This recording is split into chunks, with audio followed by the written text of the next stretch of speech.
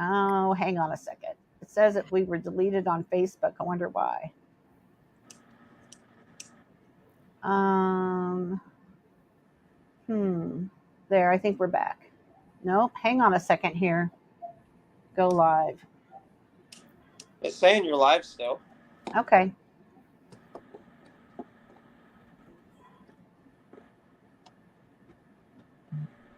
Just remove from it's I'm gonna fix this because I don't think it says we're live, but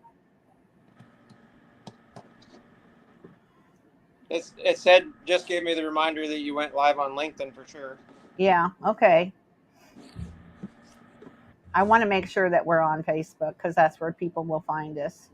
Yeah, if I try to go look, it'll cut me off of here. Yeah, don't do that. I'm fixing it.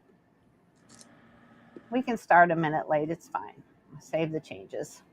It did that to me one other night too. I'm not sure why that happens, but okay, now we're all good. So we're gonna get started. Here we go.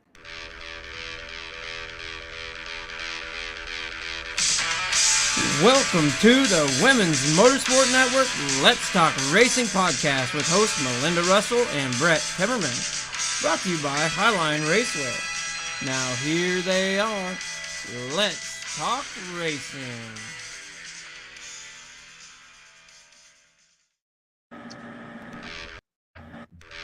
Hello. I am having a technical time tonight. I'm just telling you. Whoa. Okay. I think we're live on Facebook, LinkedIn, and YouTube. So I think we're all square there finally. And we played the intro, which I thank you again, Brett, for doing that. And then I think we're ready to go. So this is Let's Talk Racing with Melinda Russell and my co-host, Brett Timmerman. And we are sponsored by the Women's Motorsports Network. And so welcome to the show. Our guest tonight is Alice Kutsyy. I met Alice through, guess what, social media. What else? That's the way we meet everybody nowadays, pretty much. But anyway, I found her through there, and she looked like someone that I should be having on our show. So I reached out and asked her if she'd be on the show, and she said sure she would. So Alice, let's get started. First thing, I want you to tell us a little bit about yourself, your family, your pets, where you live, whatever you want to share with us. And then after that, how did you get involved in motorsports? All right, so starting with myself first. My name is Alice Kutsyy. I'm 19 years old, and I was born and raised in North California, but I go to school at Caltech in Los Angeles. I am a mechanical engineering student, and I'm also doing a neurobiology minor just because I love neurobiology.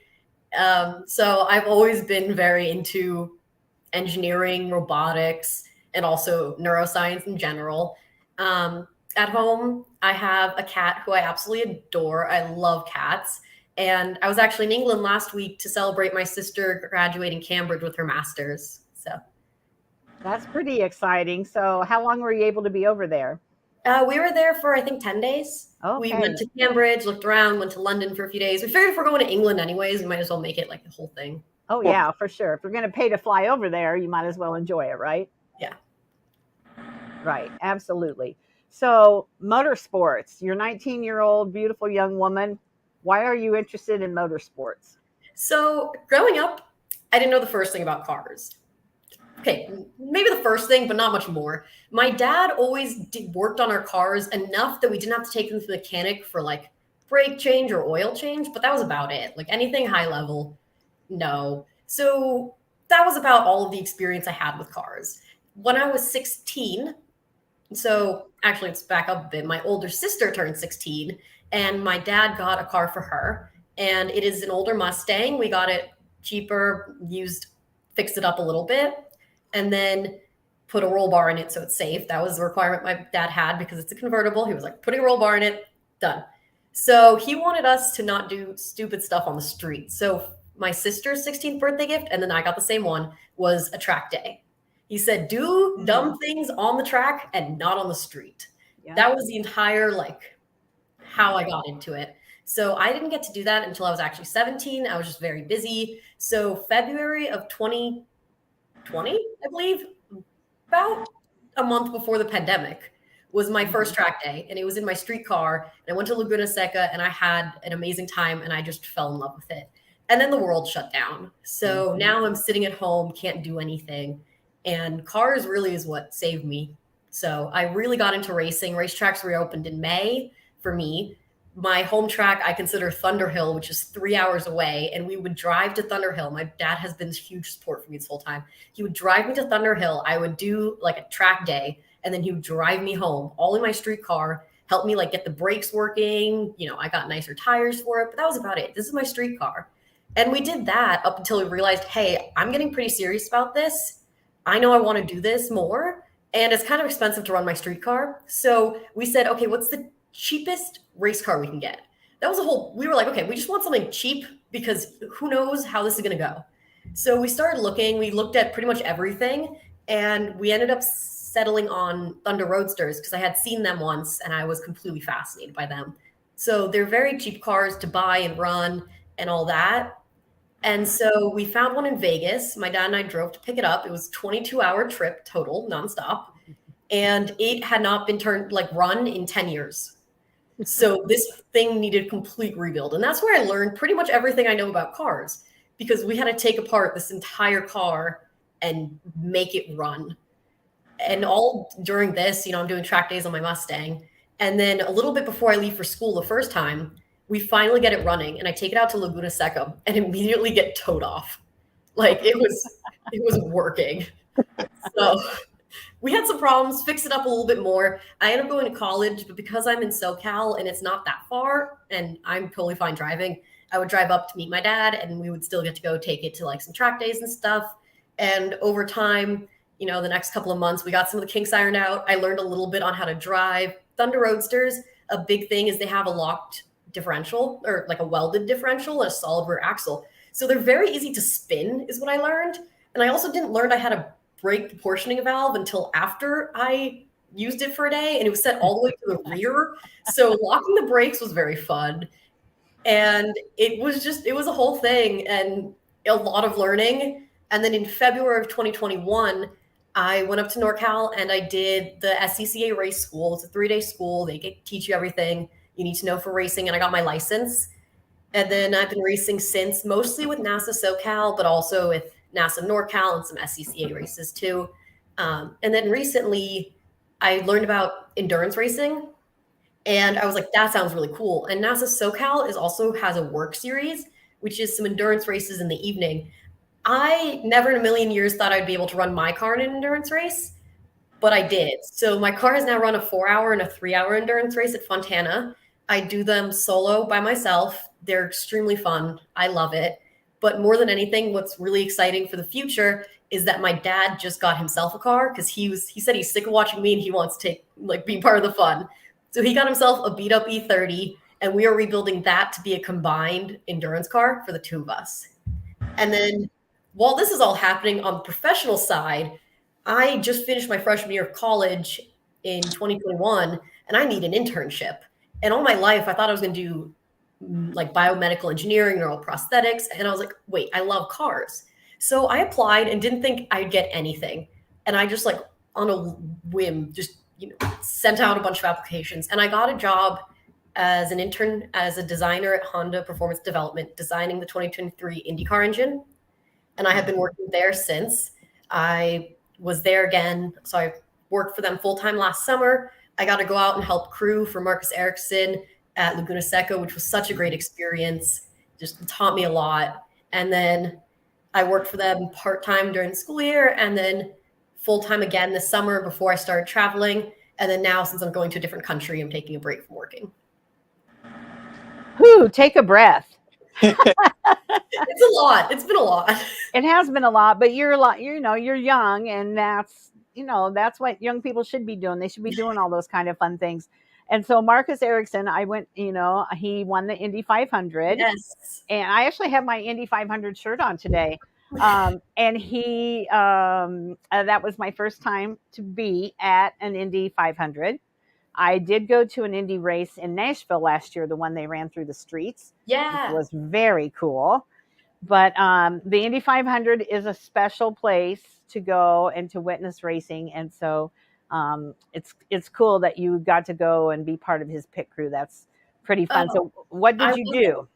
So I wasn't for the Indy 500. This was the season before. Oh, the season before. Okay. 2021 summer, they had a race in Laguna Seca. So I Oh got to yeah. go up there. Honda is in charge of the engines. If you're not familiar with the way it works, the engines are like separate from the car, they're leased. So there's the team and then there's like the engine team. So it's a lot more of the engine diagnostic kind of deal. But I got to be in the booth listening with the headphones on. So it was, really, I didn't do that much, but I got to watch a lot of people do a lot of cool things. So I'm just happy they let me out there. And there's one Honda person per team who does everything related to the engine, everything related to the ECU. And I got to shadow her, and it was really great. So that gave you, some incentive to keep at it, and maybe even just to see, is that something you would like to do or you wouldn't like to do? Because you never know until you actually see what the job entails. Exactly. I know I want to go into motorsport. The question is what aspect of it. Okay. All right. That's cool. So the schooling, that was pretty impressive classes that she's taking, Brett. I'm a little bit overwhelmed. It's kind of over the top of my head for sure. So how will the things you're doing at school, how will that tie into a job in motorsports? So I go to Caltech, which is a very good engineering school. And part of why it's so good is because there's very few undergrads. So we start taking graduate level classes. I took my first grad class when I was a freshman, and I have continued to take them since. And it has honestly taught me so much. It's a really hard school. I'm like dying. Trying to balance racing and going out of town once a month with school is completely a nightmare, but it's totally worth it. And I have learned so much. And then being able to take that and apply it in my internship. And I know in the future that it'll be useful for some other things, like as well, like things that I'm doing past what I've done in my internship or for other applications. Like we learn so much that it's just awesome. So you're part of did you say design team for the Honda motor? Is that what I heard you say? Yeah. So tell us what does that entail? What's that all about? Yeah, so it can be anything from designing a singular part, taking a part that has failed, and they have the materials team figure out why it failed and redesigning that. Or what was actually really cool is they let the interns do an intern-led project where we built a subsystem from pretty much started with the research. Can we make this work? What's the theory? Talking to companies about how do we build it. And then once we get a good idea, giving it to the simulation team and saying, hey, like, can you simulate how this would affect the car if we put it here with this weight and this power gain and all of that. So it was really cool to be able to go through that whole system. And that was like a really interesting part to work on for the design team. Yeah, that sounds like a lot of things that you need to know to be able to be part of that. So that's pretty cool. My niece's son is into Mercedes. So he just graduated from a technical school in Illinois, and then he was chosen. He's going to the Mercedes school somewhere in Florida where they only choose 12 people. So he's all about the Mercedes. So he and I had a conversation over the weekend about, does he watch racing and Mercedes? And he's like, yeah, I'm really not into racing. I just really love the cars. So you're loving the cars. You're putting them together because you helped rebuild with your dad, and you're also racing. So how does that all tie together? Does that make you a better racer? Does it make you better at your internship? How does that all fit together? So I fell in love with cars because I fell in love with racing.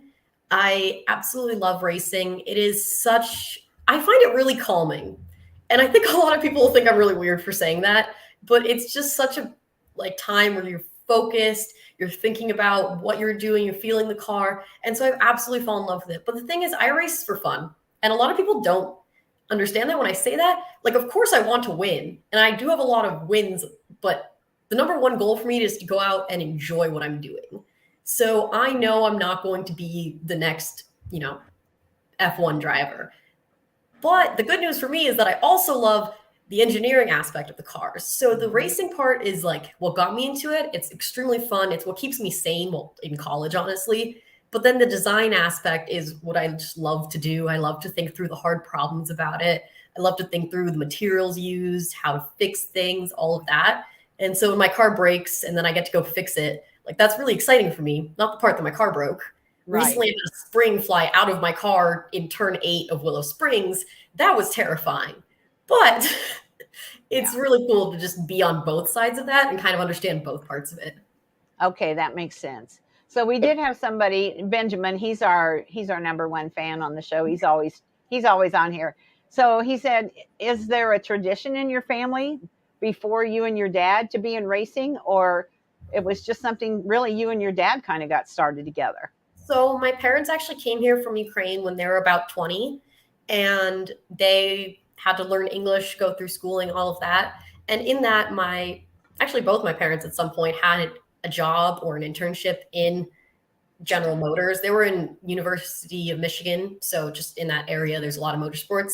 So they both know a little bit about cars, but really that's about all that there was in my family, is my dad knowing how to fix cars to the point where he can change the brakes, change the oil. And also he has this weird ability that you can point to any car on the street and ask him for the 0 to 60, and he can probably tell it to you.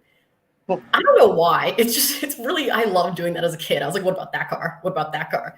And like, that's all. But then the two of us together got into racing, and he's been a huge support for me. I could not have done any of it without him. He has been rebuilding cars with me. He's been my pit crew for every single race I've ever done. He's come to all of my races. So we definitely have it as like a family affair now, but it's not a tradition in my family, if that makes sense. Okay. And then now that my dad's getting into racing, it's really exciting because then we're both out racing.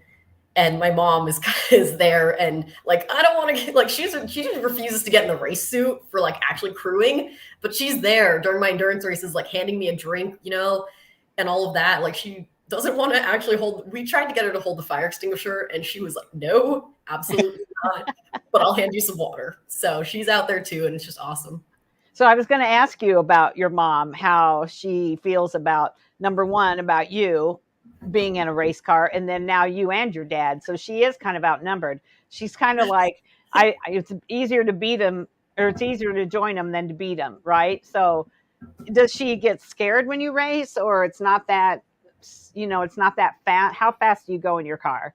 So my car is slow. I have 120 horsepower. That's it. Like, I'm one of the slower cars. So for me personally, I don't think my car goes above like 120, 125. I think that's my max I've ever done in Fontana during the Roval, something like that. I took my dad's car out and I got to like 130 at Fontana, but that's like, I drove his car for the first time in the middle of a race. It was wild, but his car, it's getting there. It's now run on track and all of that.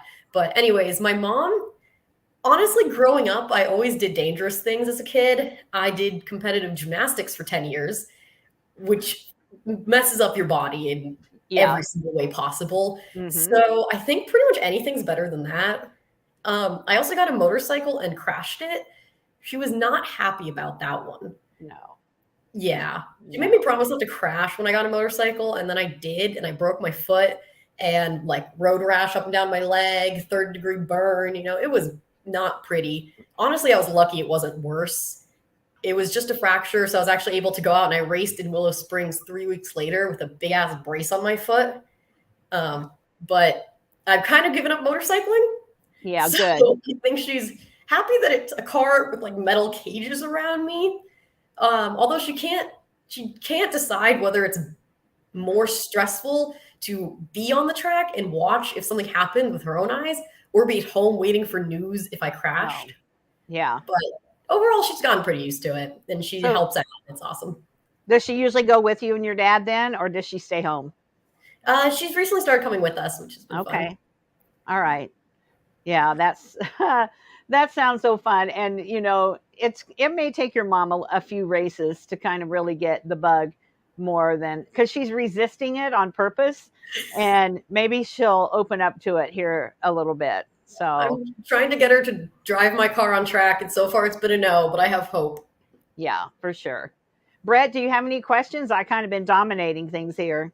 Well, I usually just let you dominate, but no, it's cool to get moms to the track. Like, growing up, my dad started racing, and then my mom actually raced for 2 years, and she was a track champion. She had several wins. And then when I met my wife, we got her into a 4-cylinder race car. We race on dirt here, so, and we always give her a hard time because she, on the dirt track, she was going probably like 15 mile an hour, and she thought she was flying, and she was going to spin out the track. But so pretty much every woman in my family has driven a race car. And Yeah. so it's cool to get your mom will get there eventually. They hesitate a lot to get there, but she'll get there. So my son was the first race car driver in our family, and everybody was always like, "Oh, you should go do this, or you should." I'm like, nah, I'm okay. I'll let him be the race car driver. And then he rented the track one day, and we had a couple friends in from out of town, and so they wanted to drive.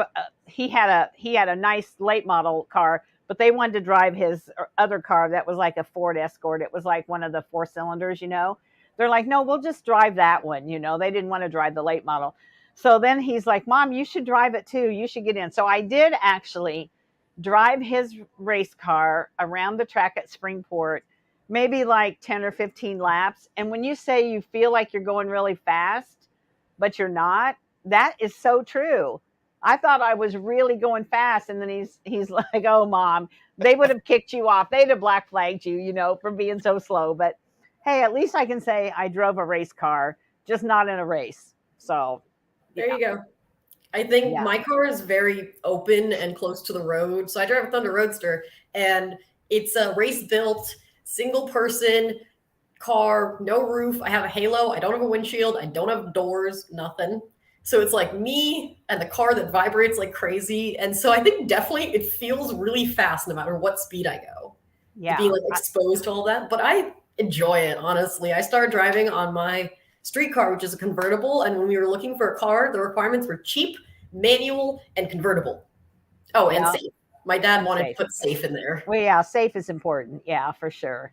That's very cool. I So was go looking ahead. at pictures of your car, and it reminds me of like the old antique sprint cars. Is what the design of your car looks like to me. Really? I have not seen them much, so. Yeah, that's fun. So what's down the road for you when you get out of school? What would be your dream job? What do you want to do? I don't know. That's the thing. I know I want to go into motorsports, and it's a question of what side of it. Recently, I've come to really like material science, so I would love to have a chance to explore material science and motorsports, experience more trackside, all of that. So I know I want to go into IndyCar, F1, NASCAR, one of those. And I know I want to be creating new technology. I don't want to be just repairing what there is. I want to be thinking up new things, designing new things, new materials, new strategies, any of that. But what actual part of it, I'm not quite sure yet. So we'll see. I'm just finished my sophomore year of college, so I got a little ways to go. You do. You have a couple years to think of it, and you never know what opportunities might come across your way between now and then. You have an internship, and you never know, those a lot of times turn into job offers too. So I think you've got your foot in the door, at least. That's always important for sure. Yeah, I've definitely learned so much with Honda, and it's incredible because I get to see all the different parts of it too, even just being in the facility. Yeah. So, that NASCAR just came out, this year with the next gen car. So that was a big deal to build that. And so, down the road, it's hard to say. There may be some new cars that need to be designed. And, there's always the little murmurings that Honda's going to come into NASCAR. So maybe you'll work on the Honda next gen car. That would be fun. Yeah, we'll see. We'll see what comes up. Yeah, that's cool. So what's your favorite thing about being in motorsports?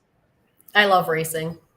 Absolutely. Like just the feeling of being in the car and especially endurance racing, I have to say, when you sit in the car and it's just me in the car for the next like 3 hours, 4 hours, whatever it is. And it's just that feeling of like complete focus. Because when you're out on track, you can't think of anything else or you die.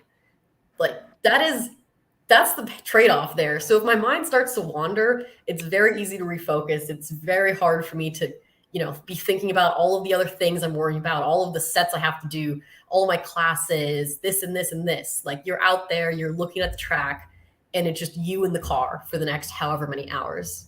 And I think that's really fun and really calming, which I don't think many people would say. So tell me, what does it look like? What's an endurance race?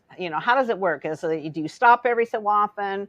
It's so many laps, it's so many miles. Explain it to me, because I don't really know. Yeah. So the ones that I do with NASA, the first experience I had with them was crewing them, and now I get to run them on my own. So what you do is just like a normal race, you have practice in the morning and then you qualify. And there's a bunch of different, because it's an endurance race, there's a lot of different classes on track together. So I'm out there with some cars that are way faster than me, which makes it really interesting, honestly, because now you have this like added layer of all of the different speed of cars. So you go out and race and you start together as a pack. We do rolling starts. For me, I need to pit my car every 50 minutes because I have a 5-gallon fuel cell, which is not ideal. And that's part of the reason we want to switch to my dad's car for an endurance car, because that car is just set up a lot better to be an endurance car. My car is not meant to be an endurance car. I just run it as one because it's fun. And then, you pit every so often, you just race. And a lot of times they do driver changes, especially for the longer ones, like 4 hours. They'll do like somebody drive for 2 and then switch. But for me, it's just me. So I stop. My mom hands me some water. My dad dumps the gas in my trunk. One of my friends has a fire extinguisher because we got to have a fire extinguisher when somebody's fueling. And then they put the back of my car back together and they say, go. Okay. How do you win a endurance race? Same.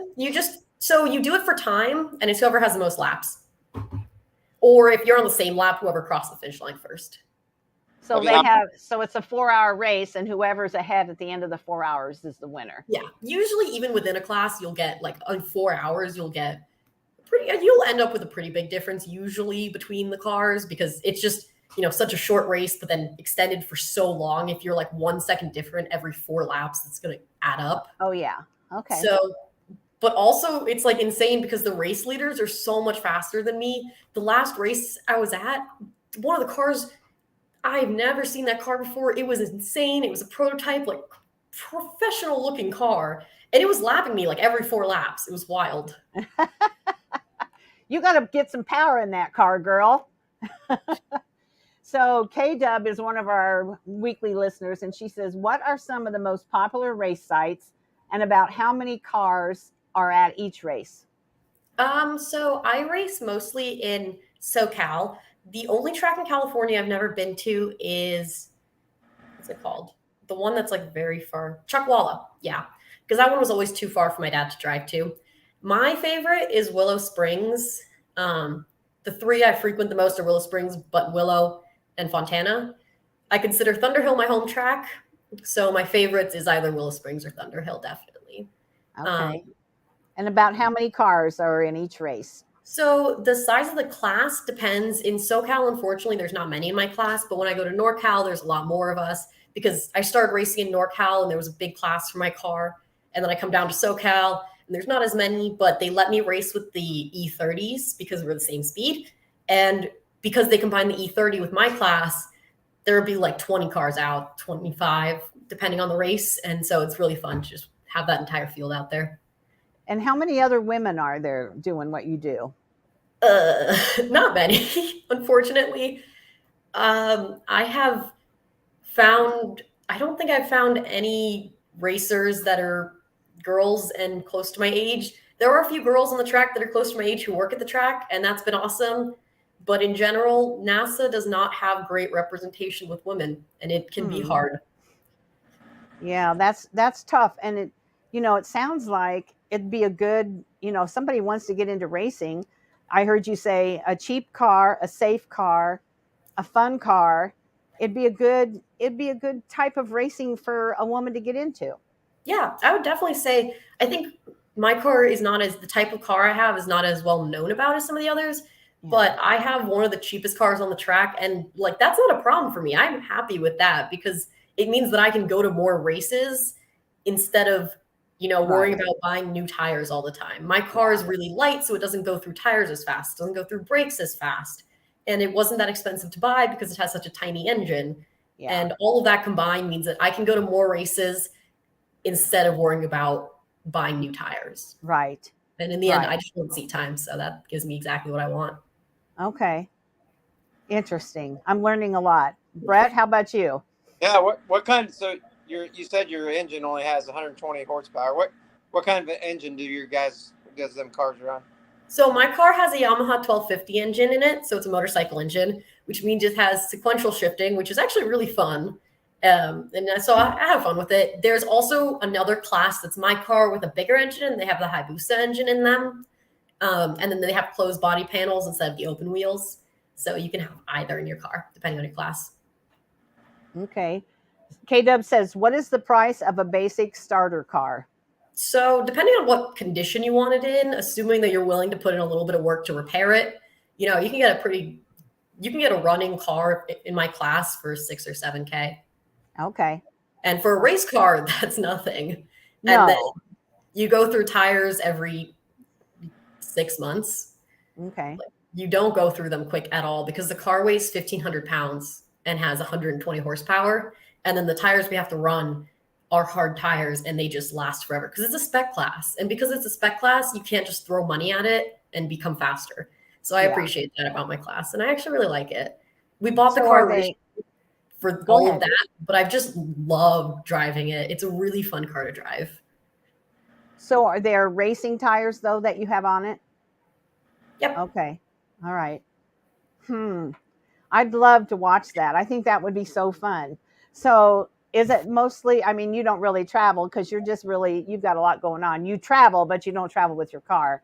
But do you know, are there cars like that race in the Midwest, out on the East Coast, or is that mostly a California thing? So I know there's definitely a lot on the East Coast. The East Coast actually has more than the West Coast. They're very popular in Vegas. The car I had actually used to run the bull ring in Vegas. They're usually for ovals, but NASA just decided that the car is going to run on not ovals, and I've had a blast with it, but they are, solid axle.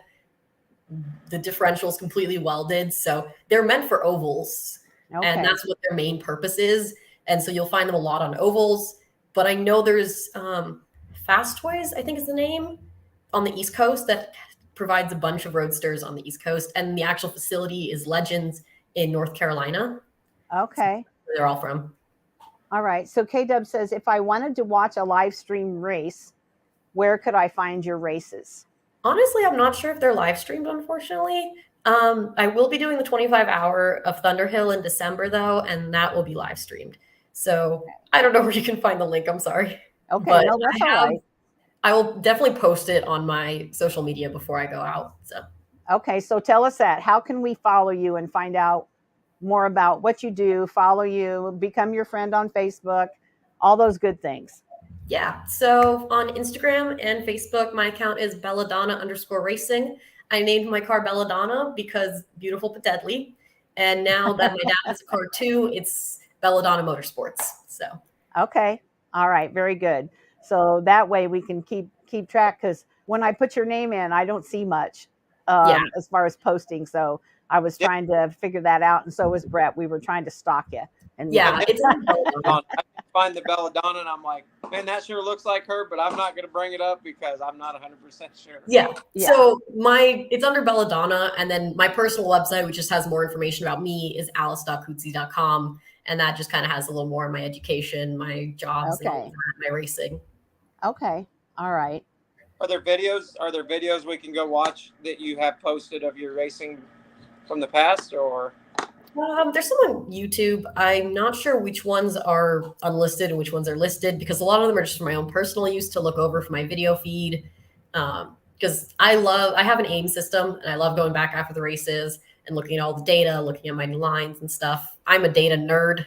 I am a nerd in general. So not if you're a race car driver, you're not. I think my school says otherwise. Oh, well, that's all right. That's a good combination. Have you looked at the Alfano 6s? Have you ever heard of them? No.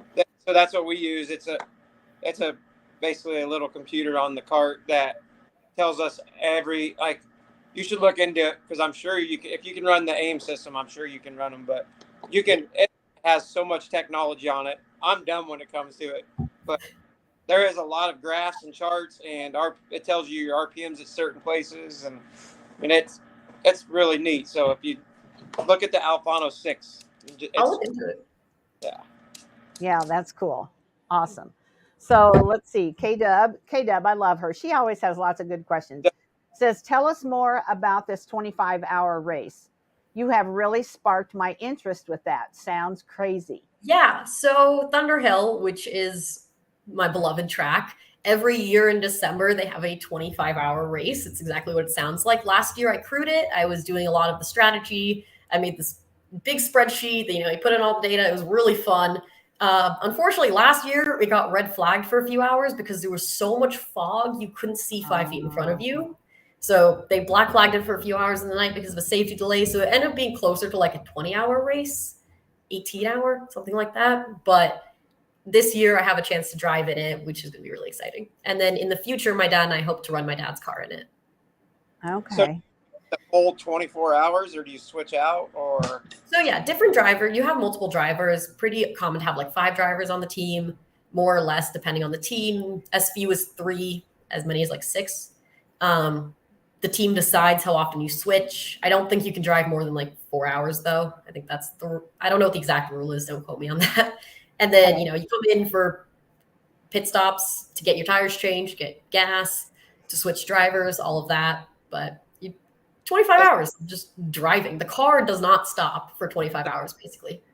Is it a hurry up and switch drivers, or do they give you time, or are you in a hurry to get?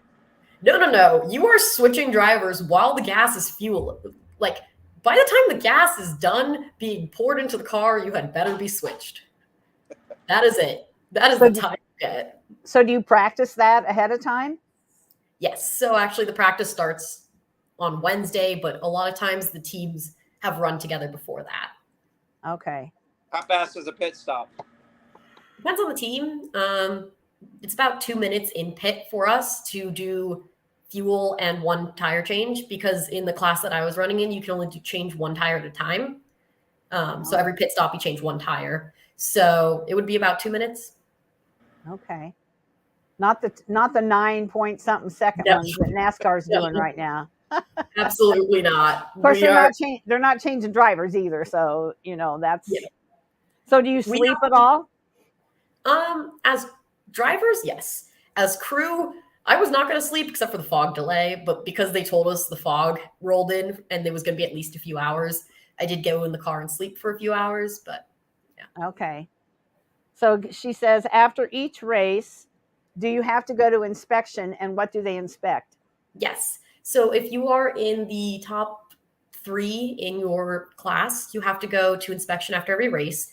They weigh you in, and then because you have done a tech inspection at the start of the year that says like, oh yes, everything in your car is spec and legal and like the right horsepower and all of that, you don't have to redo that every time unless somebody complains about it. Somebody might say like, oh, your car is too low, because like my car has a minimum height of 3-inch ground clearance. So somebody might say, hey, your car is too low, and then they would measure it, and if it's less than 3 inches, I would get DQ'd on the spot. So that's always a possibility. In NorCal, they check that we have our differentials actually welded at the end of every race. They do weight and check that, and it kind of just depends on the region, but it's usually just weight. Okay. And so if you win the race, what exactly do you win? You get a medal or a trophy, depending on the year. Last year they did trophies. This year they do medals. And then SCCA has always done trophies. So, and there's no money involved. It's all for the trophy or the medal. No, but what I will say is, first of all, it is like through the season, you accumulate points. So winning gets you points. Points gets you the championship. Every class kind of has its own, like what you get if you win. Because my class is small, we don't do anything like that. But there's some contingencies that you can get, like Toyo tires. Hawk Performance. Yeah. Hawk, if you put their stickers on the car and you get first place, then they will give you a certain amount of money. Okay. So that's how I buy all of the brakes for my car. Okay. All right. I was thinking there had to be something somewhere along the lines. So do you have any sponsors that are, is it expensive to, be in a race? or that you need sponsors, or you pretty much just fund yourself? I would love sponsors, but unfortunately, I'm funding myself right now. My parents actually are Yeah. my huge sponsors. They have been a lifesaver for all of this. But because of the fact that I don't have sponsors, I run a very cheap car, and that kind of helps with that cost. It doesn't use much gas. It doesn't really go through tires as fast. Have you So- searched for sponsors? What? Sorry. Have you searched for sponsors? Not as hard as I should have. I've been very busy with school, unfortunately, and I don't even know where to begin. If like I don't have any idea on how that works, so unfortunately, not as hard as I would have liked to. It's a lot easier than you think. Yeah. Please help. Okay. Well, that's a separate conversation that we'll have, or you Yeah. can have with Brett. He's Yes. way better at that and more knowledgeable than I am because Adriana races. But yeah, so do the bigger classes like the cars that maybe run, do they tend to have sponsors? Yeah, it depends on the class. It's usually a class sponsor, so like they'll give the winner of the season like a free set of tires or something, Okay. something like that. It's Okay. because we're pretty low level, like amateur racing club. Yeah. There's not super big prizes, but a lot of us just go out and do it for fun. So. Right. Right. It's not about, in racing. I don't care what you're at. Even seems like NASCAR sometimes it's really not about the money because most of them, unless they're winning all the time, they're spending more than they're getting back usually, unless you're at the top.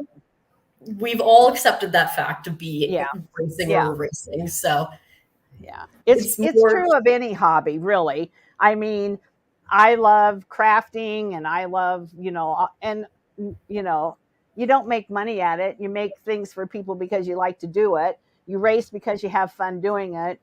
And if you make a little money along the way to pay for your food on the way home, you're happy, right? Yeah. Exactly. Like, Yeah. I just love being out there. Yeah. So every time I get to go out there is just amazing for me. And my school is terribly hard. So it's a great break. Yeah. And so you told us you're going to Australia. Is that racing related or just some kind of vacation? No, so I'm doing a study abroad in Australia, which is something that I've wanted to do all of my life. So I'm going to Australia for 5 months. I'll be studying at the University of Melbourne. And while I'm there, I'm talking to a few race teams and I'm hoping to just be able to go out to crew for them. I might be able to drive, maybe. Yeah. I'm working it out. It's communicating overseas is a bit slow, but with email and all that, it makes it possible. So I'm hoping to see their race scene because I know their race scene is very different from what we have in America. They have a lot more Baja off-roading stuff. So I just want to go out and crew and be there firsthand at those races. Okay. I have some connections with some gals in Australia, so I'll try to connect you to a couple of them. That'd be awesome. I can't remember exactly where they live, but maybe we can connect you somehow. That'd be awesome. I have some connections over there too that I'll and figure it out. Yeah, that would be awesome if you'd get a chance to do that. So that would be a lot of fun. Yeah, I would. I'm really hoping I get the chance to drive because I want to drive a race car with the steering wheel on the wrong side. You mean on the? Oh yeah, yeah, I get it. Yeah, that would be fun. And when you see them driving on TV, you're like, oh, that looks so backwards. But to them, we look backwards. So I guess it's whatever you're used to. But yeah, awesome. So, it'd be fun. It would be fun. So Brett, I'm out of questions unless there's something that Alice wants to share with us that we haven't asked her about. Do you have anything? Sorry? Do you have anything else? I was going to say that it looks like there's one question from earlier from Benjamin that was maybe not answered. Okay, let's see. Benjamin, let me go back up here. It says, what did it take you before college to get where you're at now? Was the school UTI? I don't know what UTI means, but the name of a school. Something Technical Institute. Yeah. Sure. So technically my school is abbreviated as CIT for California Institute of Technology. Okay. But it was definitely took a lot in high school. In high school, this was before I kind of knew about cars, so I was very much into robotics, and that's part of the reason why I didn't have time for cars until the pandemic hit. And when the pandemic hit, it gave me a time to explore this hobby because I would go to school. My senior year, I took 6 AP classes. I was always at the top of my class. I was taking college community college classes starting junior year. And after school, I was robotics captain my junior year. And I would go and then I would be at robotics until 8 p.m. some nights. And some nights I'd go to volleyball and go to volleyball until the middle of the night and wake up in the morning and do all my homework and then go to school. So it definitely took a lot. And I don't regret any of it because it definitely like helped me a lot. It was satisfying, honestly. I enjoyed it. I enjoyed being in robotics. I enjoyed playing volleyball. And I enjoyed learning what I did in school because it let me take the classes that I get to take now. Yeah. I took so many math classes so that now I could be taking a mechanical engineering class where we're, looking at all the stresses on like beams in a bridge. We're looking at how the beam vibrates under stress. We're looking at the resonance frequency of that beam. So I'm happy I did it. Yeah. And, the chance for kids to take those AP classes now in high school, used to never exist. And that just gets you further along faster and gets you to focus on an actual career that you really want to do and get kind of all those mandatories out of the way. So I grew up I grew up in Silicon Valley, and that definitely gave me a lot of like opportunities to do those things. And I was able to take those opportunities and do them. The Silicon Valley schools are very hard. They give a lot of opportunities for excellence, but if you're able to reach them, then you get a lot out of it. Yeah, for sure. So K-Dub says, great show. Best of luck to you at the 25-hour race, your other racing, your schooling, and hope you get a ride in Australia. She's a sweet gal. I love K-Dub. She always has good comments for us. So, yeah. Are you opposed to racing dirt ovals if you go? No. I would love to. I want to take my car in a dirt oval, actually, but my dad has been hesitating on it. But I think it would be fun because my car's built for ovals. Yep. Yeah. That would be so fun. Okay. Well, we'll see who we can connect you to. Thank you and so much. Hopefully that will get you a ride in Australia. And yeah, that would be fun if we could connect her to somebody over there. I'd love to see that happen. So thank you so much for having me. It's been great being on the show. Well, thank you. And I'm going to let Brett tell you what we always say to our guests. Well, so, we get to meet a lot of people and make good friends. And to us, meeting somebody and hearing about their story makes them feel more like family to us. So we just want to say welcome to the family, and we really look forward to watching your journey. Thank you. Yeah, All been great getting to know you guys more. Thank you, Alice. And make sure you send me your address and that, and we'll stay in touch, okay? Awesome. Thank you so much. All right. See you later. Okay. I tell you, there are so many amazing people in this world, Brett. So many smart, smart young gals who are going to be she's going to be doing some big things down the road. I know for sure. So yeah, she's definitely got her head on straight, and she's very intelligent, and she might say she don't know what she wants, but she's going to be in the engineering world of the racing, IndyCar and NASCAR for sure. I can see that coming. Oh, I can too, for sure. Yeah, absolutely. So, hey, I know you had traveled last time we talked, you were on the road, right? I was. And tell us where you went, what you did, and how you did, and all that good stuff. So we decided to go to Minco, Oklahoma, about a 11 and a half hour drive after all the stops. We've never been that far on our furthest travel, and for racing has been 5 hours. So we just wanted to get the experience of living like a gypsy, I guess, at the racetrack. So they had a 2-day show.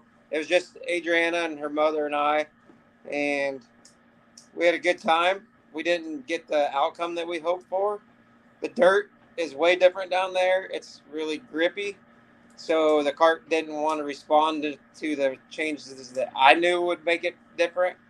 So we didn't make the qualifying nights. So the last night was the B main. We figured the kart out for the B main. She started 8th, got up to 4th. You had to finish 3rd. So we didn't make it, which was pretty devastating because, as a teenage girl, she has a lot of people pulling for her basically, and she felt like she let everybody down, which I did ensure her wasn't the case. No, you can't. Not at all. So, you know, I was kind of down on myself for not figuring the card out. So we decided on the way home, I'm like, well, we left at 8 o'clock from Oklahoma on Sunday morning. There was a race about 11 hours away in Illinois. So I mentioned it to Adriana and said, "Do you want to just drive to Illinois?" So we did, which was a very long drive because tried not to stop us only for gas, which was a lot of gas. But so halfway to Illinois, I actually made my wife drive, pulling the big trailer with the big truck, going down the interstate, which she's never did. And I tried sleeping, but every time I would fall asleep, she would go on the rumble strips because a car was passing her. So it woke me up. But we went to Illinois, and we made it to Illinois with the only event left was the features. And Adriana started last in the feature and ended up winning. So it was the icing on top of the upside down cake from the weekend. Yeah. And it made everything feel better that we can still accomplish wins, even though we didn't in Oklahoma. Which, Yeah. you know, Oklahoma has a lot of tough cars from California. You know, they're from all over the place, and there's definitely you're racing against money more than it's you know. Yeah. And, Yeah. it was a good weekend for the 250 class in Oklahoma. A girl named Avery Morgan, she's 14. She led every single lap, which it paid $20 a lap, which it was 20 laps. So she got that plus $1,000 win. And Nice.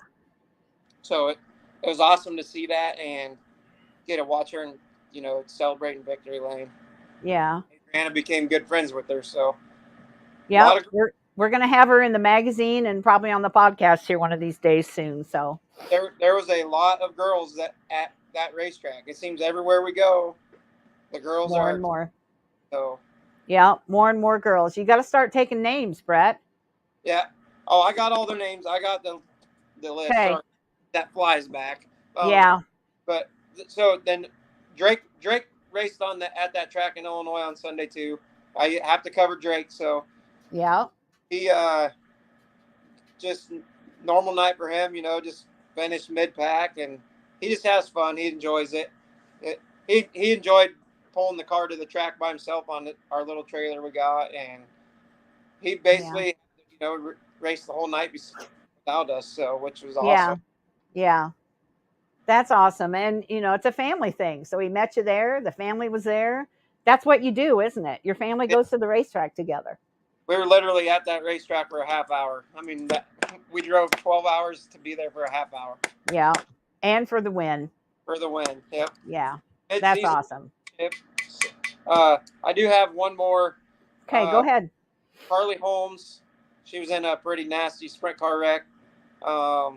I don't know if you guys know who Carly Holmes is, but Tanner Holmes is a YouTube sensation for racing. Okay. That would be his sister. She led the whole race. White flag came out. I haven't seen a video, so I can't say exactly what happened, but something's going on with her C4 and C5 vertebrae. She's been in the hospital the last couple of days, but she's in good spirits. The last thing I seen was when her brother went to visit her, he said that first thing she said was, "I should have won that race." So he knows she's in good spirits. Mm-hmm. So we're praying for her and hoping for a speedy recovery and hope to see her back in the cars. And her name's Carly Holmes. Yep. Okay. I'll check that out and get something sent to her. All right. Awesome. Carly Holmes Racing on Facebook if you want to. Okay. All right. I think that sounds familiar. I think I might already be friends with her. So that's cool. Well, yeah, we hope she feels better quickly because we know she wants to be back on the racetrack. So, yeah. Sure. Dirt track. Dirt. It's all about dirt with the Timmermans. It is. We're dirt. Yeah. My granddaughter raced at Springport, and that's asphalt, Brett, not dirt. And she did pretty good. I think she finished 5th. I'm not sure how many there were there. I didn't get to go, but she and her dad had a little communication. Oopsie. He told her that if something sounded like it was going wrong with the motor, he'd wave her in, or if he thought she should come in because they've been having some transmission issues, he'd wave her in.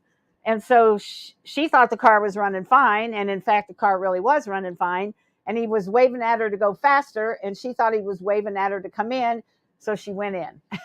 Oh man. So I told her, I said, you've got to do the thumbs up or the thumbs down, to, not the waving, because when he gets excited, then he waves at her. And so anyway, but she had fun. That's a great track.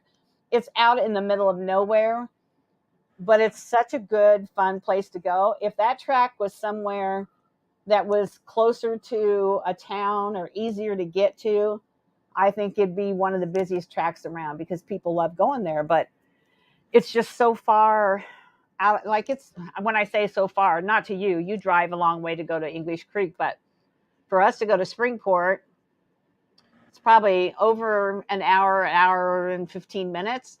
And you go down the highway, but then you get off and you're on these little 2-lane roads, and you go out in the country and stuff. And it's just, there's just so many other tracks close by that make it hard to choose to go there when it's farther away. So, but it's a good track and people love going there. So, but yeah, so that's everything I've got. I'm not in my house yet. I'm still in my motorhome, but I think the inspections are going to happen this week yet.